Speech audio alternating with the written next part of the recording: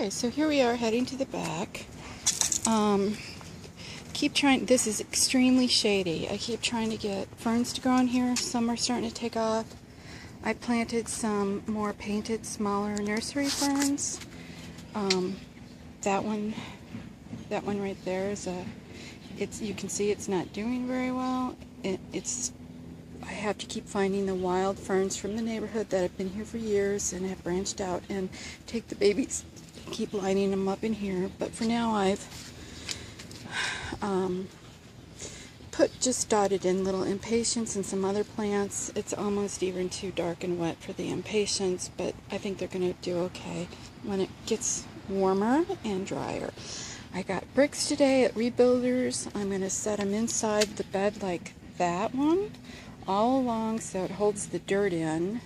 Because you can see on the other side of Ellen's fence, it's a higher ground. It tends to wash through, and it doesn't really wash onto the sidewalk, but it stays very wet. So if I can get some more dirt in there to absorb stuff and some compost and some mulch, this area will, I think, be happier overall. Part of the thing is why even the impatiens, I think, are struggling is because it's been so wet and it stays so wet, and the poor guys just can't catch a break. But look, there's even a worm drowning.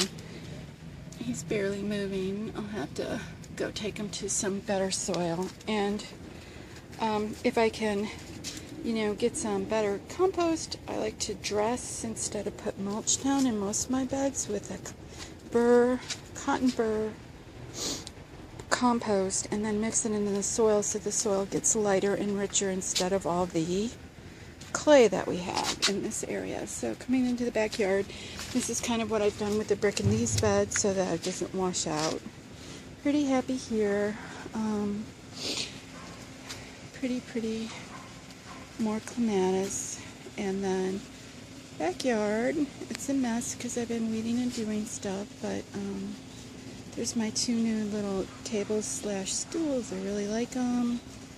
And an overview in these beds again. I've got to get them dressed. They're pretty weeded out from a couple days ago, and I just started filling up pots and beds, and tiger lilies are about to come into bloom. And oh, this is my new baby here. It's the raspberries, and it's a thornless bush. And I put up this little makeshift thing for it this year, but I'm going to try to trellis it proper next year. But I'm going to get a good bunch of raspberries. And then next year you do this thing where you pull the canes and spread them out in like a V so that the sun can shine down in. And then I'll get more berries. Another sweet autumn taking over. I let it get too big, so I keep tying it up. Space over there for the raspberries to keep extending out some. And if they come this way, I'll move that sweet autumn and let them come.